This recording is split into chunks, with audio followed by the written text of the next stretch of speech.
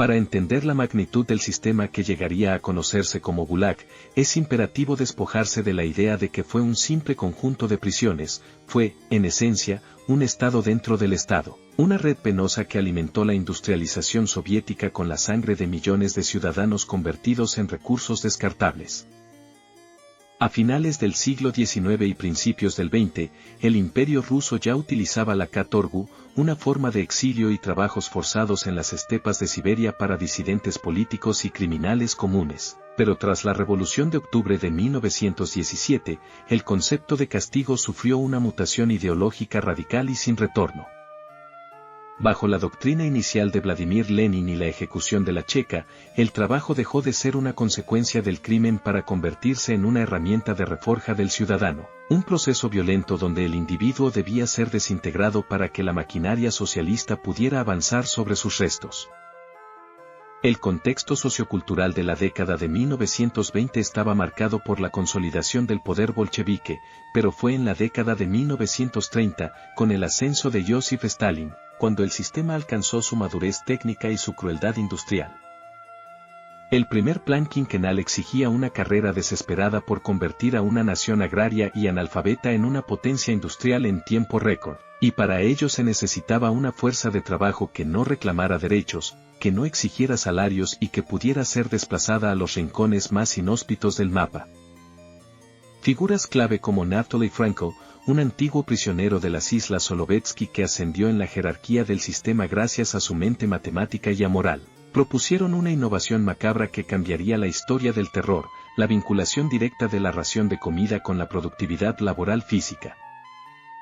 Frenkel convenció a Stalin de que el campo de concentración podía ser rentable, eliminando la distinción entre el castigo y la producción económica, creando así el sistema de escalas de alimentación que condenaba a muerte a los más débiles de manera matemática. Esta fórmula técnica transformó los campos en fábricas de muerte eficiente, donde aquellos que no cumplían con las cuotas de extracción de madera o minería de oro en climas de 40 grados bajo cero recibían menos calorías de las necesarias para mantener las funciones vitales básicas. El nombre Gulag es en realidad un acrónimo de Glavnoye Upravleniye Lagerei, o Dirección General de Campos, una oficina administrativa bajo el mando de la NKVD que llegó a gestionar a más de 18 millones de personas entre los años 1930 y 1953. El proceso de llegada a este infierno comenzaba con los vagones Stolipin, trenes de carga diseñados originalmente para ganado, donde los prisioneros eran hacinados por semanas con una dieta de arenque salado y casi nada de agua, provocando deshidratación y brotes de locura antes de ver el primer alambrado de púas. Científicos y médicos que han estudiado los restos de los campos en regiones como Colima o Magadán describen un fenómeno biológico devastador conocido como la distrofia del prisionero, donde el cuerpo, ante la falta de ingesta calórica, consume sus propios músculos, luego el tejido adiposo de los órganos internos y finalmente detiene el corazón. Uno de los ejemplos más atroces de esta ingeniería del sacrificio fue la construcción del Canal Mar Blanco-Báltico, conocido como el Belomor-Canal, un proyecto de 227 kilómetros realizado casi en su totalidad con herramientas manuales, picos de madera y carretillas improvisadas. Se estima que durante los 20 meses de construcción murieron al menos 25.000 personas, cuyos cuerpos fueron arrojados directamente a los cimientos de la obra, convirtiendo al canal en una fosa común de dimensiones épicas que, al finalizar, resultó ser demasiado poco profundo para el tránsito militar útil.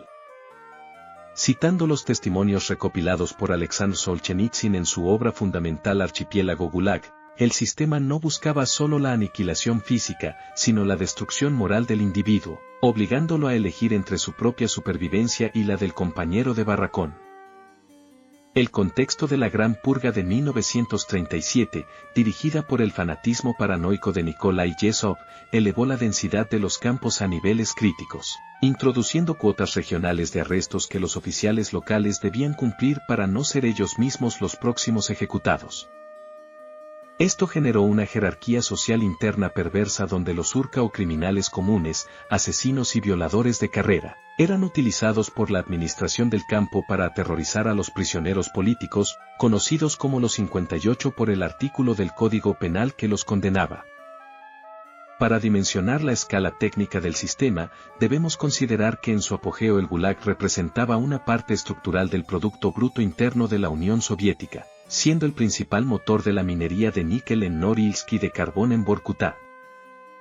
Los datos duros que emergen de los archivos desclasificados son escalofriantes. Se estima que al menos 1.700.000 personas murieron directamente dentro de los campos, sin contar las ejecuciones sumarias en los sótanos de la Lubyanka que precedían al traslado.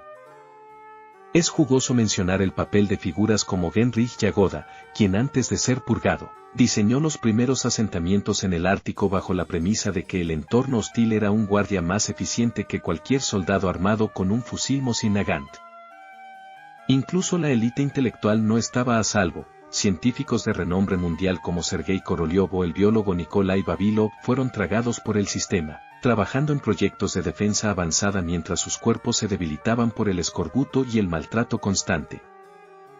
La geografía del terror cubría 11 usos horarios, creando una nación de sombras que existía en paralelo a la propaganda de felicidad y progreso técnico de Moscú, donde las ciudades se construían sobre los huesos de los ex, el término coloquial para los prisioneros. En los campos de Kolyma, conocidos como la Tierra de la Muerte Blanca, la temporada de extracción de oro duraba apenas 100 días, durante los cuales los prisioneros trabajaban 16 horas diarias bajo la luz del sol de medianoche, perdiendo dedos por congelamiento que luego eran amputados sin anestesia. Hacia el final del reinado de Stalin, el sistema comenzó a mostrar fisuras de ineficiencia económica, ya que la baja productividad de un trabajador esclavizado y moribundo no compensaba los costos logísticos de mantener guarniciones militares en el fin del mundo. Tras la muerte del dictador en marzo de 1953, se produjeron levantamientos masivos en campos como el de Kenjir, donde los prisioneros tomaron el control de las instalaciones por 40 días antes de ser aplastados por tanques del ejército regular. El proceso de desestalinización liderado por Nikita Khrushchev desmanteló la estructura administrativa del Gulag y liberó a millones, pero la herida en el tejido social ruso nunca terminó de cerrar, dejando una cultura de silencio y miedo que perdura en las generaciones actuales. Analizar el Gulag hoy no es solo un ejercicio de memoria histórica, sino un estudio necesario sobre cómo la burocracia estatal, despojada de cualquier contrapeso ético, puede convertir el trabajo en un arma de destrucción masiva contra su propia población. La era del trabajo como castigo nos deja una lección oscura sobre la condición humana, la facilidad con la que un sistema puede normalizar lo atroz bajo la bandera de la necesidad histórica o el progreso económico. El permafrost siberiano sigue escupiendo hoy en día restos de ropa, herramientas y huesos de aquellos que fueron borrados de los registros oficiales, recordándonos que la verdad tiene una persistencia biológica que ningún sensor puede eliminar por completo. Al final, el archipiélago no fue solo una serie de campos, sino un espejo de lo que sucede cuando el valor de la vida humana se reduce a una cifra en un informe de producción de madera o de mineral de hierro.